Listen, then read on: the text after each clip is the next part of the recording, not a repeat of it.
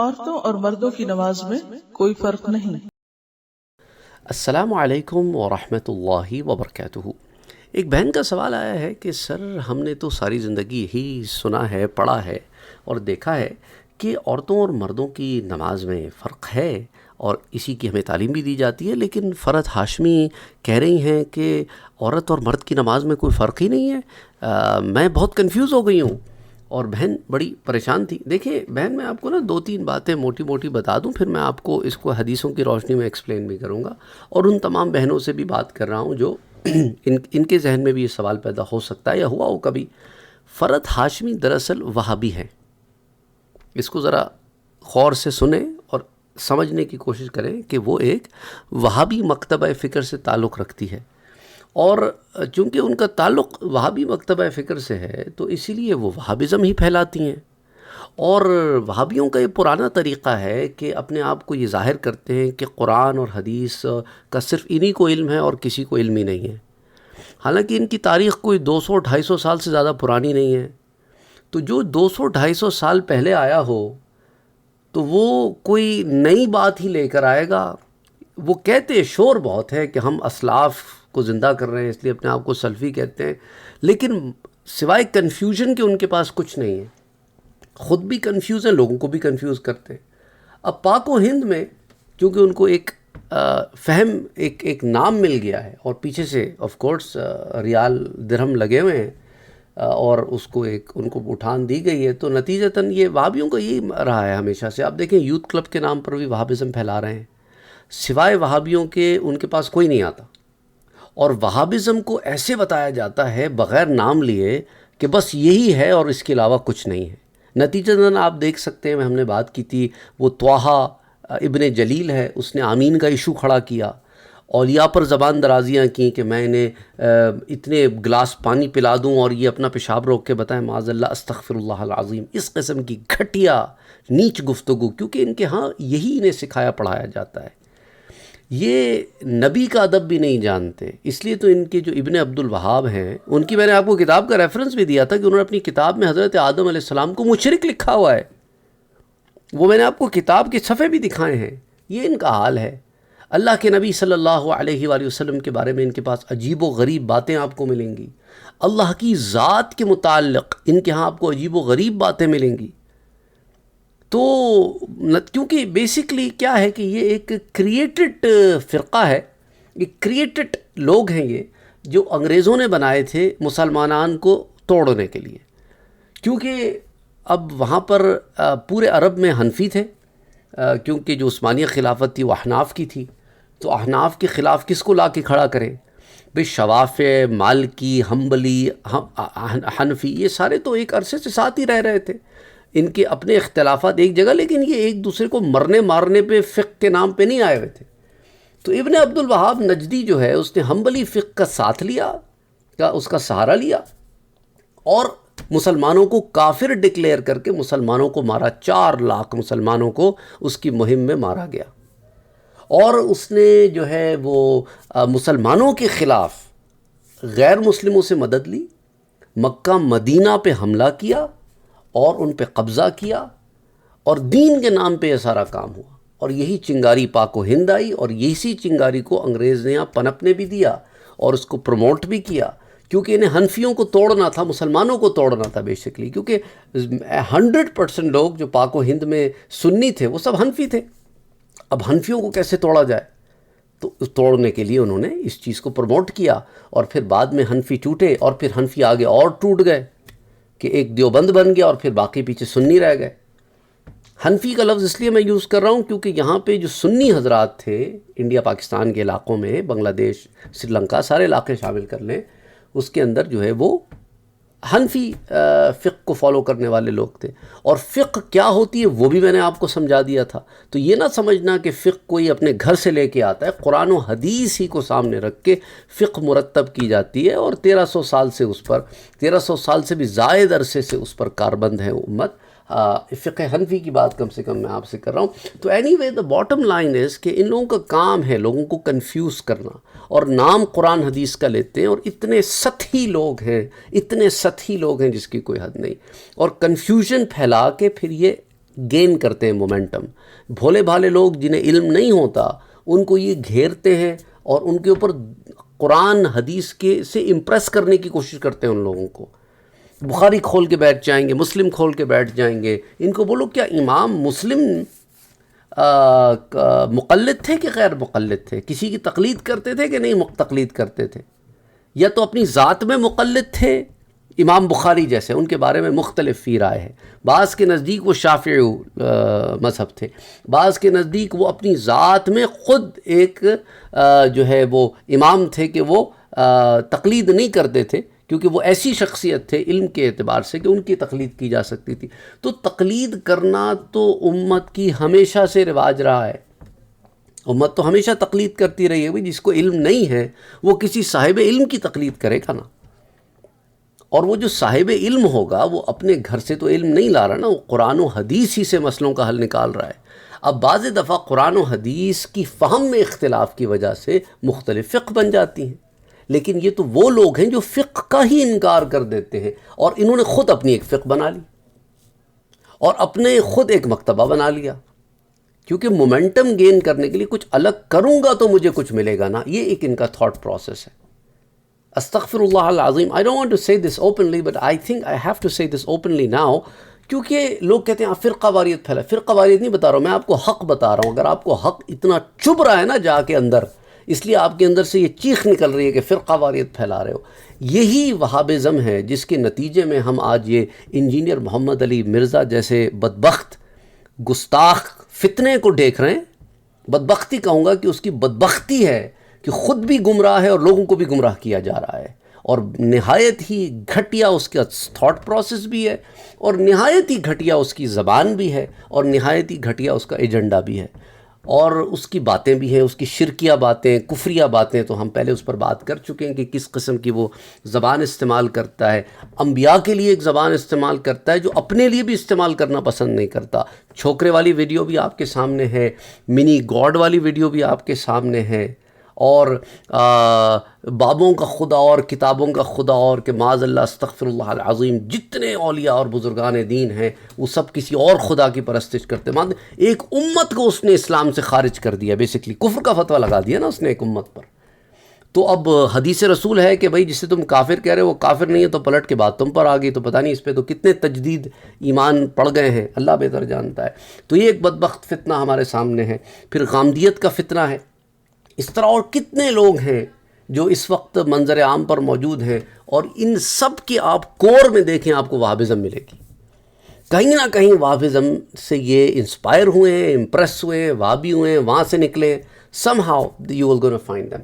تو اب آج کے مدعے پر آتے ہیں. یہ ساری بات سمجھانے کا مقصد یہ تھا کہ that's what they do to people and that's how they have been affecting the minds of the people.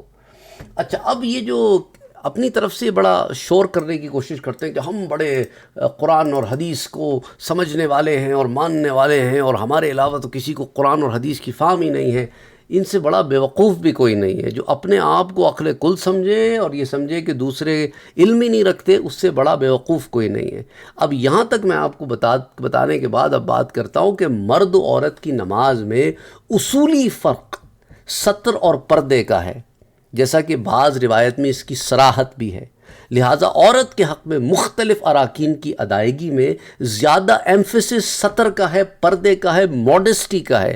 عورت کی نماز میں جو اسٹیپس ہیں ان میں ماڈسٹی کو بڑی اہمیت حاصل ہے. مرد اور عورت کی نماز کے درمیان بہت سارے فرق موجود ہیں. ان میں سے میں آپ کو کم سے کم 5 فرق مختلف ریفرنسز کے ساتھ آج آپ کے سامنے رکھوں گا, اور اس سے آپ کو پتہ چلے گا کہ یہ لوگ کس چالاکی سے لوگوں کو بیوقوف بناتے ہیں, کیونکہ انہوں نے اپنی دال گلانی ہے تو کچھ نہ کچھ تو الگ کرنا ہے نا. پہلا فرق تکبیر تحریمہ کا ہے, جو آپ بالکل اللہ اکبر کہتے ہیں نا بالکل نماز کے شروع میں, اسے کیا کہتے ہیں؟ تکبیر تحریمہ.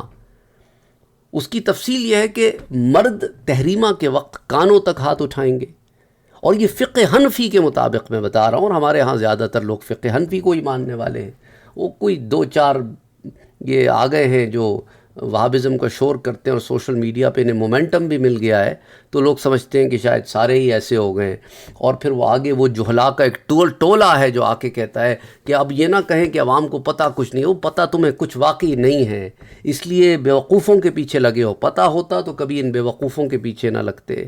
یہ بخاری مسلم جو بات بات پہ نکالتے ہو، میں تمہیں دعوے کے ساتھ کہہ سکتا ہوں تم میں سے 99% لوگوں کو امام بخاری کا نام بھی نہیں پتا ہوگا، ان کی کتاب بخاری شریف کا نام بھی نہیں پتا ہوگا، تمہیں تو یہ بھی نہیں پتا ہوگا کہ ترجمۃ الباب کیا ہوتا ہے، اور روایت کیا ہوتی ہے، اور درایت کیا ہوتی ہے، اور سند کیا ہوتی ہے، تمہیں حدیثوں کی اقسام بھی نہیں پتا ہوں گی۔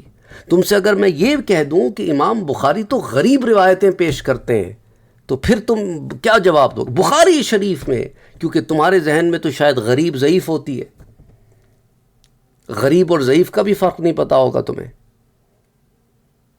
تو یہ تو علم کا عالم ہے، اور آگے آ کے پھر کمنٹ ان کے دیکھو تو معلوم یہ چلتا ہے کہ شاید یہی عالم فاضل ہیں، باقی تو 10-15 سال مدارس میں جا کے پھر چنے بیچ رہے ہیں، اور یہ سوشل میڈیا پہ بیٹھ کے انہوں نے 2-4 مرزے کی کلپیں دیکھ لی ہیں اور یہ علامے بن کے بیٹھے ہیں۔ انا للہ و انا الیہ راجعون۔ لٹرلی غصہ آتا ہے جب ان لوگوں کی ان بکواسات کو ہم پڑھتے ہیں اور ان کی فالتو قسم کی باتوں کو دیکھتے ہیں، تو اب انا للہ و انا الیہ راجعون پڑھتے ہیں اور اللہ سے ان کی ہدایت کی دعا کرتے ہیں کہ اللہ انہیں ہدایت دے دے موت سے قبل۔ بہرحال پہلی روایت جو اس ضمن میں آپ سے پیش کر رہا ہوں اس فرق سے متعلق، حضرت وائل ابن حجر رضی اللہ تعالی عنہ روایت کرتے ہیں کہ جئت النبی صلی اللہ علیہ وسلم فقال علی رسول اللہ صلی اللہ علیہ وسلم یا وائل ابن حجر۔ حضرت وائل ابن حجر بیان کرتے ہیں کہ میں حضور صلی اللہ علیہ وآلہ وسلم کی خدمت میں حاضر ہوا، درمیان میں طویل ایک عبارت ہے، اسے حذف کر رہا ہوں، آگے اس میں یہ ہے کہ حضور صلی اللہ علیہ وسلم نے مجھے ارشاد فرمایا کہ اے وائل، جب تم نماز پڑھو تو اپنے دونوں ہاتھ کانوں تک اٹھاؤ، اور عورت اپنے دونوں ہاتھ اپنی چھاتی کے برابر اٹھائے۔ فرق تو سامنے آ گیا نا میرا بھائی، فرق تو پہلی جگہ پہلے سٹیپ میں ہی فرق آ گیا، باقی تو چھوڑ دو، باقی بھی ہیں ایسی بات نہیں ہے، لیکن فرق تو یہیں ظاہر ہو گیا۔ اور یہ روایت المعجم الکبیر میں امام طبرانی روایت کرتے ہیں، مجموع الزوائد میں امام حیثمی روایت کرتے ہیں، اور کئی کتب میں آتی ہے۔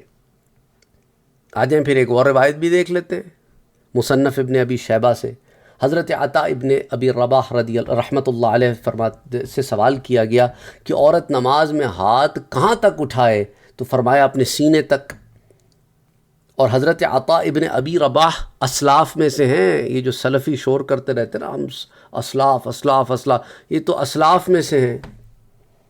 مصنف ابن ابی شیبہ کی روایت ہے جو بخاری سے بھی پہلے کی لکھی ہوئی حدیث کی کتاب ہے۔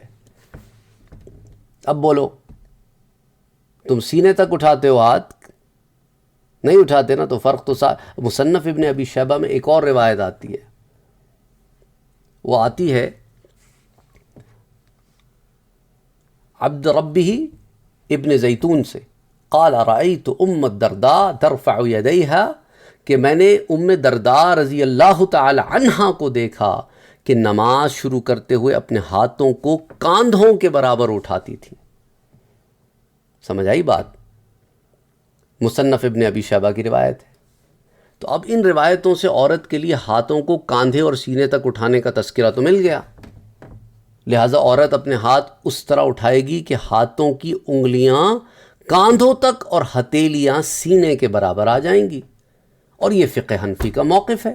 اور اس فرق کی عقلی وجہ یہ ہے کہ اس طرح ہاتھ اٹھانے میں زیادہ ستر پوشی ہوتی ہے، زیادہ ماڈسٹی ہوتی ہے، جو عورت کے حق میں عین مطلوب ہے، بجائے اس کے کہ مردوں کی طرح پورے ہاتھ اٹھا لے اور اپنی بغلوں کو اوپن کر دے۔ یہ تو حیا کی تعلیم دی جا رہی ہے۔ اچھا، اب آ جائیں تکبیر تحریمہ کے وقت نا، میں آپ کو فتح القدیر جو ہے نا ابن حمام کی، اس کی جلد 1 صفحہ 246 پر، کہ تکبیر تحریمہ کے وقت عورت اپنے کاندھوں کے برابر اپنے ہاتھ اٹھائے، یہ صحیح تر ہے کیونکہ اس میں اس کی زیادہ پردہ پوشی ہے۔ یہ میں آپ کو ریفرنسز فقہ کی کتابوں سے بھی دے رہا ہوں، اس کی وجہ یہ ہے تاکہ آپ کو بات واضح ہو جائے، کیونکہ فقہ کی کتابوں میں حدیثوں کی فہم ہوتی ہے۔ دوسرا فرق یہ ہے کہ قیام میں ہاتھ باندھنے کی حیت میں ہے کہ مرد کے لیے ناف کے نیچے ہاتھ باندھنا مستحب ہے، اگرچہ فقہاء میں اس حوالے سے اختلاف ہے تاہم خواتین کے حوالے سے تمام اہل علم کا اجماع ہے کہ وہ قیام کے وقت اپنے ہاتھ سینے پر رکھے گی، اور اجماع مستقل دلیل شرعی ہوتا ہے میرے بھائیوں۔ سمجھ آئی بات آپ کو؟ یہ اہل علم کے اجماع کی بات کر رہا ہوں، اہل جہلاء کے اجماع کی تو بات نہیں کر رہا ہوں میں۔ یہ جاہلوں کے ریفرنسز نہ لا کے دے دینا مجھے، ان کا تو 200-250 سال پرانا دھندا ہے، انہوں نے تو کچھ اپنی طرف سے کرنا ہے، ان کا تو اپنا کریکولم بھی نہیں بنا ہوا یار۔ یہ جو آپ کے سو کالڈ ہیں نا، ان کا تو اپنا کریکولم بھی نہیں بنا ہوا صحیح طریقے سے۔ یہ آدھی سے زیادہ کتابیں تو ان کی مقلدین کی پڑھاتے ہیں اور خود کو غیر مقلد کہتے ہیں، عجیب لوگ ہیں۔ اللہ اکبر، اللہ ہدایت دے، اور کیا کہ اچھا پھر اگلی میں آپ کو دیتا ہوں مستخلص الحقائق شرح کنز الدقائق کے پیج 153 پر، والمرأة تضع يديها على صدرها بالاتفاق، یعنی عورت اپنے سینے پر رکھے گی ہاتھوں کو، اس پر سب فقہا کا اتفاق ہے۔ اچھا اب فتح باب العیانہ جلد 1 صفحہ 243 سنن الصلاة میں آتا ہے کہ عورت اپنے ہاتھ سینے پر رکھے گی، والمرأة تضع يديها على صدرها اتفاقا لأن مبنى حالها على الستر، اس پر سب فقہا کا اتفاق ہے کیونکہ عورت کی حالت کا دار و مدار پردے ستر پر ہے۔ اب ایک اور ریفرنس دیتے ہوں السعایہ سے جلد 2 صفحہ 156، وأما في حق النساء فاتفقوا على أن السنة لهن وضع اليدين على الصدر لأنها أستر لها، رہا عورتوں کے حق میں ہاتھ باندھنے کا معاملہ تو تمام فقہا کا اس پر اتفاق ہے کہ ان کے لیے سنت سینے پر ہاتھ باندھنا ہے کیونکہ اس میں پردہ زیادہ ہے۔ اب آ جائے تیسرے فرق کی طرف، وہ رکوع میں ہے کہ مرد رکوع میں اپنے بازو اپنے پہلو سے جدا رکھیں گے، جبکہ خواتین اپنے بازوؤں کو پہلو سے جدا نہیں کریں گی۔ مصنف عبد الرزاق کی روایت ہے، حضرت عطا رحمۃ اللہ علیہ فرماتے ہیں کہ عورت سمٹ کر رکوع کرے گی۔ تجتمع المرأة اذا رکعت، اپنے ہاتھوں کو اپنے پیٹ کی طرف ملائے گی، جتنا سمٹ سکتی ہوگی سمٹ جائے گی۔ اور اسی پر پھر فتاوی ہندیہ میں فتویٰ بھی ہے جلد 1 صفحہ 74 پر کہ عورت رکوع میں کسی قدر جھکے گی، گھٹنوں کو مضبوطی سے نہیں پکڑے گی، اپنی انگلیوں کو کشادہ نہیں کرے گی، البتہ ہاتھوں کو ملا کر اپنے گھٹنوں پر جما کر رکھے گی، گھٹنوں کو قدر ٹیڑھا کرے گی اور اپنے بازو جسم سے دور نہ رکھے گی، ولا تجافا، دور نہ رکھے گی۔ اگلا فرق بھی دیکھ لیتے ہیں، سجدہ کرنے کی حیت میں ہے کہ مرد سجدے میں بازو کو پھیلا کر یہ پہلو سے جدا کر کے رکھے گا، جبکہ خواتین مرد کی طرح کھل کر سجدہ نہیں کریں گی بلکہ اپنے پیٹ کو اپنی رانوں سے ملائیں گی، بازوؤں کو پہلو سے ملا کر رکھیں گی اور کوہنیاں زمین پر بچھا دیں گی۔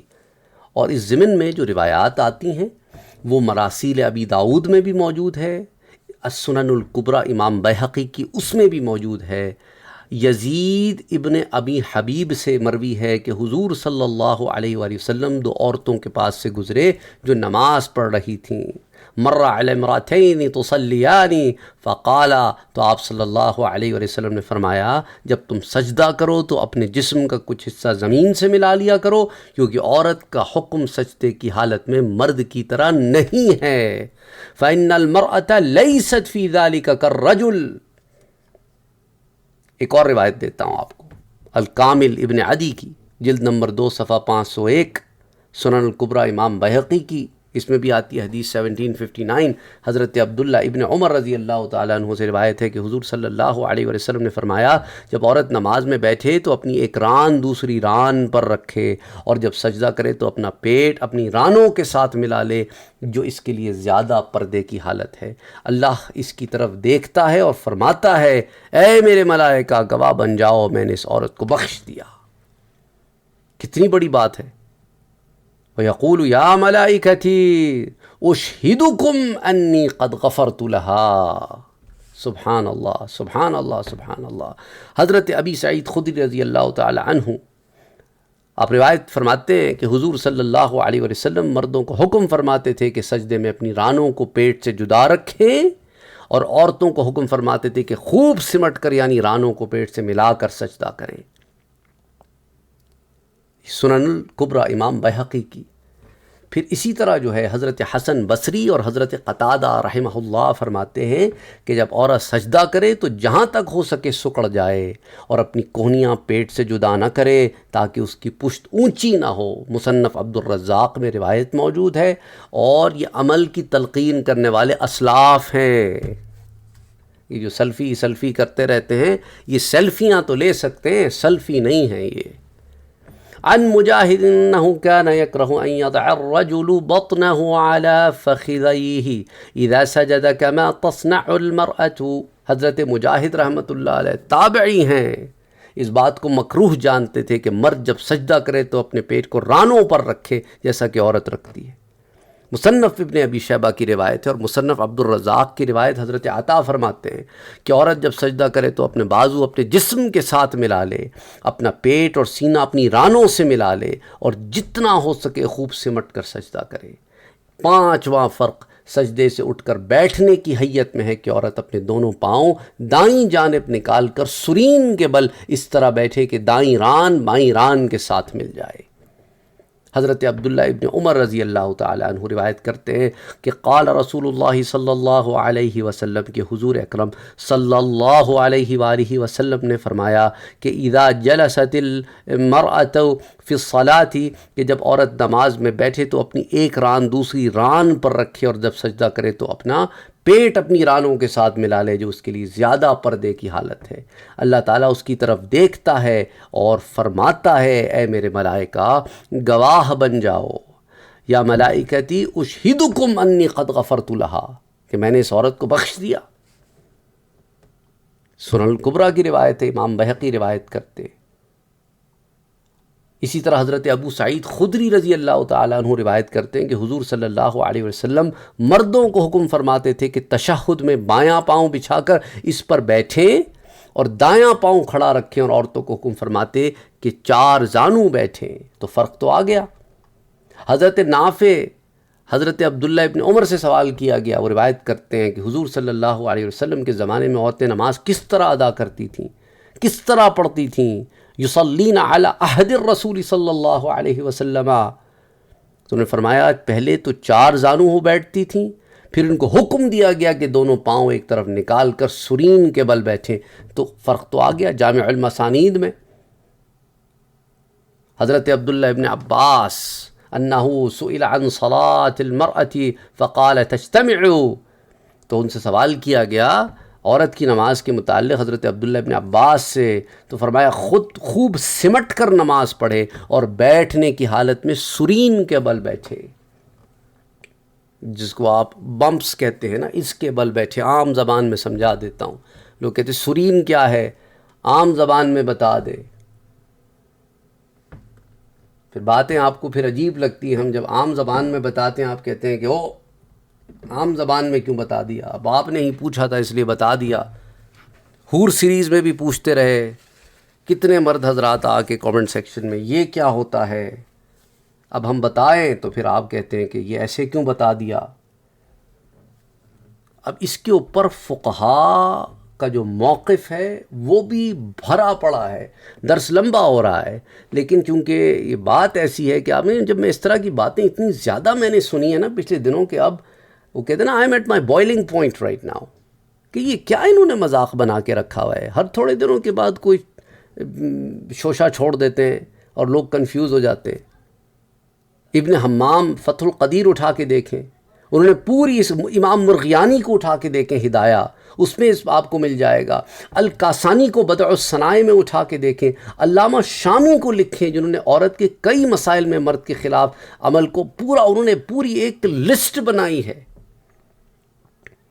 کہ عورت تکبیر تحریمہ کے وقت کندھوں کے برابر ہاتھ اٹھائے گی، آستینوں سے باہر ہاتھ نہیں نکالے گی، سینے کے نیچے ہاتھ پہ ہاتھ باندھے گی، رکوع میں مرد کی نسبت کم جھکے گی، انگلیوں کو گرا نہیں دے گی، نہ انگلیاں زیادہ پھیلائے گی بلکہ ملا کے رکھے گی، ہاتھ گھٹنوں کے اوپر رکھے گی، گھٹنوں میں خم نہیں کرے گی، رکوع سجود میں گھٹنوں کو ملائے گی، سجدے میں بازو زمین پر پھیلائے گی، اتحیات کے وقت دونوں پاؤں دائیں طرف نکال کر بیٹھے گی، مرد کی امامت نہیں کر سکتی، نماز میں کوئی بات ہو جائے تو امام کو بتانے کے لیے تالی بجائے گی، سبحان اللہ نہیں کہے گی، بیٹھتے وقت ہاتھوں کی انگلیوں کے سرے گھٹنوں سے ملائے گی، انگلیاں ملائے گی۔ عورتوں کی جماعت مکروہ ہے، مگر پڑھیں تو ان کی امام درمیان میں کھڑی ہوگی، آگے نہیں کھڑی ہوگی۔ مردوں کے ہمراہ با جماعت نماز ادا کرے گی تو پیچھے کھڑی ہوگی۔ سمجھ آئے کتنے فرق ہیں؟ عورت پر جمعے کی نماز فرض نہیں، ادا کرے گی تو ادا ہو جائے گی۔ عورت پر نماز عید واجب نہیں، پڑھے گی تو ہو جائے گی۔ اسی طرح جہری نمازوں میں جہری قرأت نہیں کرے گی، عورت نماز میں سجدہ و قعدہ میں پاؤں کی انگلیاں کھڑی نہیں کرے گی۔ یہ تمام تفصیل نماز کے حوالے سے ہے، ورنہ عورت اور مرد میں دیگر احکام میں تو بہت اختلاف ہیں۔ صرف نماز میں آپ دیکھیں پھر یہ ایک جیسی کیسے ہو گئی؟